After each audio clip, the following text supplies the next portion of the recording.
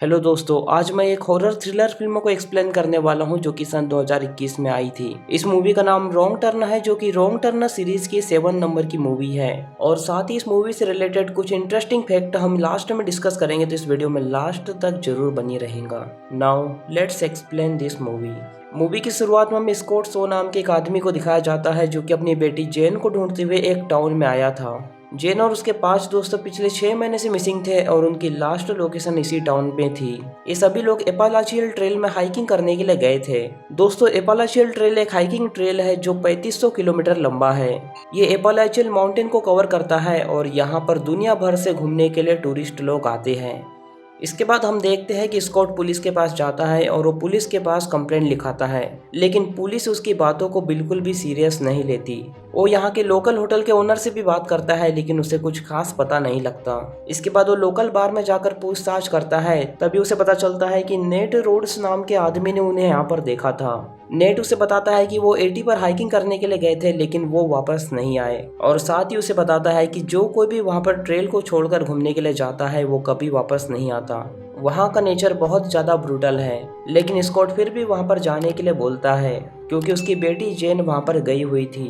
अब कहानी पास्ट में शिफ्ट होती है और हमें 6 महीने पहले का सीन दिखाया जाता है, जहाँ पर हमें जेन, डेरियस, एडम, लीना, लुइस और गेरिस नाम के 6 दोस्तों को दिखाया जाता है जो कि ड्राइव करके वर्जीनिया के स्मॉल टाउन पर आते हैं। इसके बाद ये लोग एक होटल में चेक इन करते हैं और उस होटल की ओनर जेन को वार्न करती है कि हाइकिंग वे पर ही सिर्फ हाइकिंग करना, क्योंकि वहाँ पर काफी अजीब चीजें होती है जो कि आपकी जान भी ले सकती है। इसके बाद ये लोग एंजॉय करने के लिए बार में जाते हैं, तभी नेट उन्हें देखता है और नेट उनके पास आकर बोलता है कि अगर तुम चाहो तो मेरी गाइडिंग सर्विस को ले सकते हो। लेकिन ये लोग नेट के साथ रूड वे में पेश आते हैं और उसे मना कर देते हैं।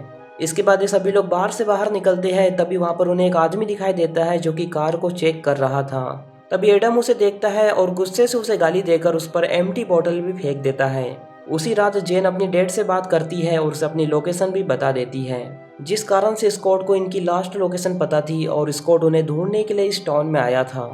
इसके बाद नेक्स्ट मॉर्निंग में जेन वॉकिंग कर रही होती है, तभी उसे 2 लोकल मिलते हैं जिनका नाम एडिट और रूथी होता है। जहाँ पर edit locally made wrist band को बना रही थी और बेच रही थी। जेन यहाँ पर एक अच्छे दिल की इंसान थी, इसलिए वो उस बैंड को खरीद लेती है। इसके बाद सभी फ्रेंड हाइकिंग के लिए निकल जाते हैं और नेचर को एंजॉय करने लगते हैं। कुछ देर बाद डेरियस बाकी दोस्तों से कहता है कि यहाँ जंगल में पास में ही सिविल बार एरिया का मॉन्यूमेंट है, जहाँ पर हमें जाकर उसे देखना चाहिए और एंजॉय करना चाहिए।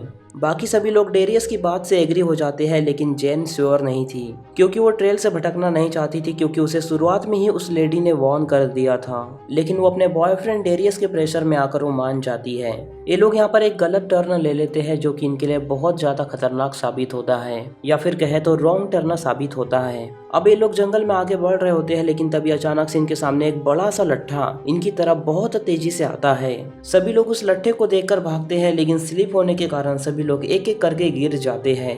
यहाँ पर सभी को छोटी मोटी चोट आती है, लेकिन गेरी की मौत हो जाती है क्योंकि वो भारी सा लट्ठा फुल तेजी से आकर उसकी बॉडी को क्रश कर देता है। और ये सीन देखने में बहुत ज्यादा डरावना था। अब उसका बॉयफ्रेंड लुइस ये सब देखकर बहुत ज्यादा शॉक्ड हो जाता है और रोने लगता है। अब वो इन सब की गलती डेरियस पर डालता है और उन दोनों में थोड़ी बहस हो जाती है। अब यहाँ पर सभी लोग काफी दुखी थे और वो सभी लोग ट्रेल के पास वापस जाकर हेल्प लाने का डिसाइड करते हैं। अब वो वापस जाते हैं, लेकिन पूरा दिन खत्म हो जाता है, लेकिन वो ट्रेल को नहीं ढूंढ पाते, यानी कि ये सभी लोग उस जंगल में खो चुके हैं। अब यहाँ पर रात होती है और साथ में बारिश भी चालू हो जाती है, जिस कारण से ये लोग जंगल में ही टेंट लगाकर सोने लगते हैं। आधी रात में जेन की बिजली कड़कने की वजह से नींद खुल जाती है और वो जंगल में एक ब्लैक साया को देखती है। और अगली सुबह जब इनकी नींद खुलती है तो इन्हें पता लगता है कि ये ग्रेव यार्ड में सो रहे थे। वहाँ पर एक डिक्लेरेशन बोर्ड भी था जिसकी डेट थी नवंबर 24, 1859। तभी डेरियस को वो किला भी मिल जाता है जिसके लिए वो यहाँ पर आए थे, लेकिन तभी उन्हें पता चलता है कि वो किला सिविल वार से पहले का था, जो कि किसी कम्युनिटी ने वहाँ पर बनाया था जो कि यहाँ पर रह रही थी। इसके बाद हमें पता चलता है कि इन सभी लोगों के मोबाइल फोन चोरी हो गए और मिया भी मिसिंग है। एडम पैनिक हो जाता है और अपनी गर्लफ्रेंड को ढूंढने के लिए जाता है, जहां पर उसे रूथी दिखाई देती है। रूथी एडम को देखकर भागने लगती है, लेकिन एडम उसे पकड़ने के लिए उसके पीछे भागता है, लेकिन भागते हुए एडम का पैर एक ट्रैप होल में पड़ जाता है जो कि उसे अंदर खींच लेता है। बाकी सभी फ्रेंड ऐसा होते हुए देखते हैं लेकिन वो उसकी मदद नहीं कर पाते क्योंकि वो गड्ढा काफी ज्यादा गहरा होता है। तभी जेन सभी लोगों से कहती है कि कोई हमें हंट कर रहा है, इसलिए फौरन हमें यहाँ से निकलकर हेल्प लानी होगी। इसके बाद ये सभी लोग आगे बढ़ते हैं और उन्हें एक वीरान झोपड़ी दिखाई देती है। वहाँ पर कई सारे लोगों के फोन और बाकी जरूरत का सामान रखा हुआ था, यानी कि जो लोग इन्हें हंट कर रहे थे वो उन लोगों का वेस्ट बिन था। इसके बाद ये लोग दो मास्क पहने हुए आदमी को देखते हैं जो कि एडम को उठाकर ले जा रहे थे। इसके बाद ये लोग वहां पर रखे वेपन को उठाकर उन मास्क पहने हुए आदमियों के ऊपर हमला करने के लिए जाते हैं। वो मास्क पहने हुए आदमी काफी ज्यादा क्रीपी दिख रहे थे, लेकिन यहाँ पर खास बात ये थी कि वो मास्क पहने हुए आदमी उन पर हमला नहीं कर रहे थे और साथ ही वो किसी अजीब लैंग्वेज में बात कर रहे थे जो कि इन लोगों को समझ नहीं आती। इसी बीच एडम को होश आ जाता है और वो एक लकड़ी का लट्ठा उठाकर मास्क पहने हुए आदमी के ऊपर हमला कर देता है। एडम उस मास्क पहने हुए आदमी के सिर को कुचलकर उसे बहुत बुरी तरह मार डालता है। अब इस नजारे को देखकर वो मास्क पहना हुआ दूसरा आदमी वहां से भाग जाता है। तभी मिया वहां पर भाग के आती है जो कि मॉर्निंग ड्यूटी यानी कि नेचर्स कॉल के लिए गई थी, या फिर आसान भाषा में कहे तो मिया टॉयलेट के लिए गई थी। अब यहाँ पर जेन को बिना वजह मर्डर करना अच्छा नहीं लगता, लेकिन एडम इस चीज को जस्टिफाई करता है और उन्हें मर्डर की वजह को समझाता है। इसके बाद ये लोग जंगल में अपने ट्रेल को ढूंढने लगते हैं, लेकिन तभी एक एक करके मास्क पहने हुए आदमी इनको पकड़ने लगते हैं। उनसे भागते हुए मिया एक ट्रैप में फंस जाती है जो कि काफी ज्यादा गहरा था। तभी एडम वहां पर आता है लेकिन उसकी कंडीशन को देखकर उसे छोड़कर भाग जाता है। इसके बाद वहां पर एक मास्क पहना हुआ आदमी आता है और उसे तीर मारकर मार डालता है, या फिर कहे तो उसे आसान मौत दे देता है। इसके बाद वो मास्क पहने हुए क्रीपी से आदमी सभी लोगों को पकड़ लेते हैं। इसके बाद जेन की नींद खुलती है और वो अपने आप को एक गड्ढे में देखती है। तभी वहाँ पर इदित आती है और उसे खाना और पानी देती है। इसके बाद जेन को गड्ढे से निकालकर उसके बाकी फ्रेंड के साथ उसे विलेज की तरफ ले जाने लगते हैं। ये लोग फाउंडेशन के कल्ट को बिलोंग करते थे जो कि 1859 से इसी जंगल में रहते थे। इन्हें बाहरी दुनिया से कोई भी मतलब नहीं था और ये अपना अपना काम स्वयं करते थे और खुद का खाना उगाकर खुद खाते थे, और अगर कोई बाहर का व्यक्ति यहाँ पर आए तो ये लोग उन्हें नहीं छोड़ते थे, यानी कि ये जंगल ही इनका घर था।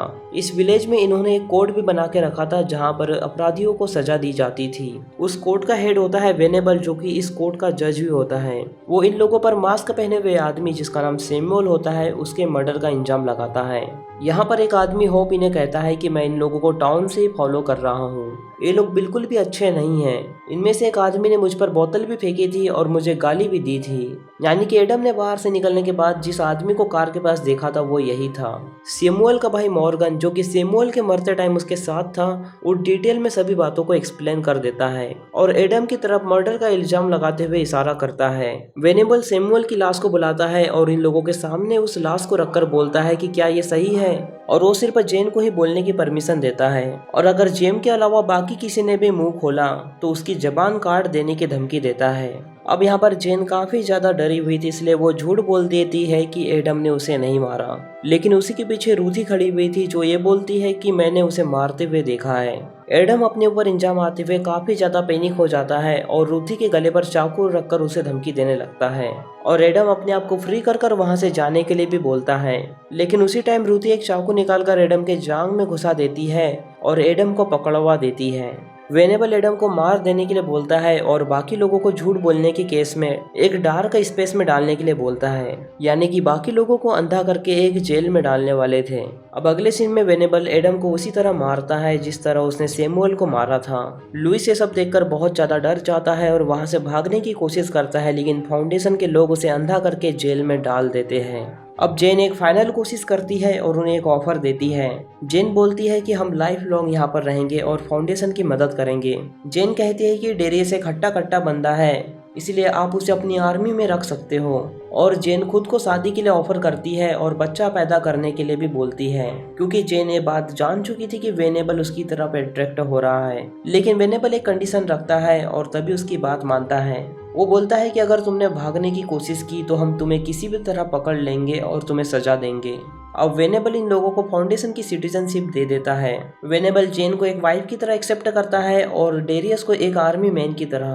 तभी हमें पता चलता है कि वेनेबल की वाइफ कई टाइम पहले ही मर चुकी है और उसे फिजिकल इंटीमेसी की नीड है, जिस पर जेन भी उसकी बात मान जाती है और उसके साथ इंटीमेट हो जाती है। इसके बाद सीन शिफ्ट होता है और हमें प्रेजेंट टाइम का सीन दिखाया जाता है जहाँ पर स्कॉट, उस होटल की ओनर, फाउंडेशन की सच्चाई बताते हुए स्कॉट को कहती है कि शायद तुम्हारी बेटी अब तक मर चुकी होंगी, वो हमें परेशान नहीं करते हैं और हम उनको। इसके बाद हम देखते हैं कि नीट और उसके कुछ फ्रेंड स्कॉट को पीटते हुए उसे यहाँ से जाने के लिए बोलते हैं। पुलिस भी इन सब चीजों में मिली हुई थी और वो इस पिटाई को देखकर अनदेखा कर देता है। टाउन के लोग किसी भी तरह स्कॉट को यहाँ से भगाना चाहते थे, लेकिन वो नहीं मानता और अगली सुबह हाइकिंग के लिए निकल जाता है। फाइनली होटल की ओनर उस पर दया करते हुए उसे एक आदमी के पास भेजती है जो कि उसे गाइड करने वाला था। इसके बाद स्कॉट 2 लोगों के साथ हाइकिंग के लिए उस जंगल की तरफ निकल जाता है। तभी वो गाइड उसे बताता है कि इस जंगल में काफी सारे ट्रैप बने हुए हैं जिससे बचकर हमें आगे जाना होगा। लेकिन आगे हम देखते हैं कि कूपर एक गड्ढे में गिर जाता है, जिसे बचाने के लिए एड और स्कॉट वहां पर जाता है। कूपर को बचाते हुए एड का पैर एक ट्रैप में लग जाता है, जिस कारण से ऊपर से एक लट्ठा गिर जाता है और वो दोनों दबकर मारे जाते हैं। अब स्कॉट अकेले ही हाइकिंग के लिए निकल जाता है और कुछ टाइम बाद पकड़ा जाता है। उसे फाउंडेशन के अंदर लाया जाता है और जेन उसके साथ आने के लिए मना कर देती है। वेनेबल उसे अंधा करके जेल में डाल देने वाली सजा सुनाता है, लेकिन आधी रात में जेन उसके पास चुपके से आती है और उसे बचाने की कोशिश करती है। वो डेरियस को भी अपने साथ आने के लिए बोलती है, लेकिन वो उसे मना कर देता है। रूथी जेन और स्कॉट को भागते हुए देखती है, लेकिन वो उन्हें रोकने के बजाय उनकी मदद करती है, क्योंकि रूथी भी यहाँ पर नहीं रहना चाहती थी। इसके बाद रूथी उन्हें एक सीक्रेट रूम दिखाती है जहाँ से वो बाहर निकल सकते हैं, और असल में वो एक डार्क वे था जिसके अंदर फाउंडेशन वाले लोगों ने कई सारे लोगों को अंधा करके ट्रैप कर दिया था। वो ज़ॉम्बीज़ की तरह वहाँ पर जी रहे थे। वहाँ पर जेन को लुइस दिखाई देता है जो कि बहुत ज़्यादा दर्द में था, जिस कारण से जेन उसे मर्सी किल देती है, यानी कि उसे दर्द से मुक्त कर देती है। बाहर निकलने के बाद उन पर एडिथ हमला करती है और बाद में एक लड़का भी हमला करने लगता है, लेकिन जेन किसी तरह उन दोनों को मारकर आगे बढ़ने लगती है। इसके बाद वो दोनों भागते हुए ट्रेल वे तक आते हैं जहाँ पर नेट अपने गन और बाकी लोगों के साथ खड़ा हुआ था। नीट उसे कहता है कि मेरा भांजा 6 साल पहले इसी वे में गुप्त हो गया था, जो कि मुझे अभी तक नहीं मिला है, और मैंने तुम पर इसीलिए हमला किया क्योंकि तुम्हारे साथ भी सेम चीज ना हो। तभी फाउंडेशन के कई सारे लोग इन पर तीर लेकर हमला करने के लिए आते हैं, जिन्हें नेड गोली मारकर मार देता है। वो स्कॉट और जेन की जान बचाकर टाउन में लाता है। इसके बाद कुछ टाइम बीत जाता है और वेनेबल और रूथी जेन के घर पर आ जाते हैं। वो जेन की मदर को झूठ बोलता है कि वो उनके पड़ोसी है और वो बिजनेस मैटर के लिए यहाँ पर आए हैं। तभी वेनेबल देखता है कि जेन प्रेग्नेंट है और उसे पता लगता है कि वो उसी का बच्चा है। तभी जेन अपनी मदर और बाकी बच्चों को दूसरे रूम में भेज देती है ताकि वेनेबल उन्हें कोई भी नुकसान न पहुंचा सके। वो वेनेबल से डील करती है कि अगर वो उसकी फैमिली को छोड़ देगा तो वो उसके साथ चलने के लिए मान जाएंगी, और वेनेबल इस चीज के लिए मान जाता है। इसके बाद वो तीनों लोग वेन में बैठकर जाने लगते हैं जहाँ पर फाउंडेशन के और कुछ भी मेंबर थे, लेकिन कुछ दूर आगे जाने के बाद उस वेन का एक्सीडेंट हो जाता है और जेन उस फाउंडेशन के कुछ लोगों को मार डालती है। और लास्ट सीन में जेन और रूथी हाथ पकड़कर घर की तरफ आने लगते हैं, और इसी के साथ ये हॉरर फिल्म यहीं पर खत्म हो जाती है। तो दोस्तों, ये थी रॉन्ग टर्न सीरीज की 7th मूवी, और साथ ही इस मूवी के बाकी के पार्ट भी मैंने एक्सप्लेन कर दिए हैं, जिनकी वीडियो की लिंक आपको डिस्क्रिप्शन बॉक्स में मिल जाएंगी। अगर आपने उन पार्ट्स को नहीं देखा तो आपसे रिक्वेस्ट है कि आप उन पार्ट्स को जरूर देखिए। इस मूवी में बाकी मूवी की तरह कैनिबल वाला कोई भी सीन नहीं दिखाया गया। इसे स्लेशर की जगह थ्रिलर और हॉरर फिल्म कहे तो सही रहेगा, क्योंकि बाकी रॉन्ग टर्न की मूवी में काफी ज्यादा खून खराबा दिखाया गया है। इस मूवी की स्टोरी काफी ज्यादा सिंपल थी, जो कि एक ही बार में देखने पर समझ आ जाती। इस मूवी में जो क्रीपी मास्क दिखाया गया वो काफी ज्यादा अजीब था, और वो मास्क मुझे काफी ज्यादा पसंद आया। इस मूवी में काफी ज्यादा खून खराबा नहीं दिखाया गया, जिस कारण से कई लोग डिसअपॉइंट हुए, जिस कारण से इसकी रेटिंग 7 से घटकर 5 हो गई। तो यहाँ पर सभी लोगों की अपनी अपनी ओपिनियन है, लेकिन मेरे हिसाब से इस फिल्म को एक बार जरूर देखना चाहिए, क्योंकि ये फिल्म एक अलग ही कंसेप्ट को पैदा करती है। और इसी के साथ ही वीडियो यहीं पर खत्म हो जाती है विद फैक्ट्स। तो दोस्तों, अगर आपको इस मूवी के एक्सप्लेनेशन पसंद आए तो इस वीडियो को लाइक और चैनल को सब्सक्राइब कर दीजिए। बाकी मैं मिलूंगा आपसे न्यू वीडियो में, तब तक के लिए love you, take care, bye bye.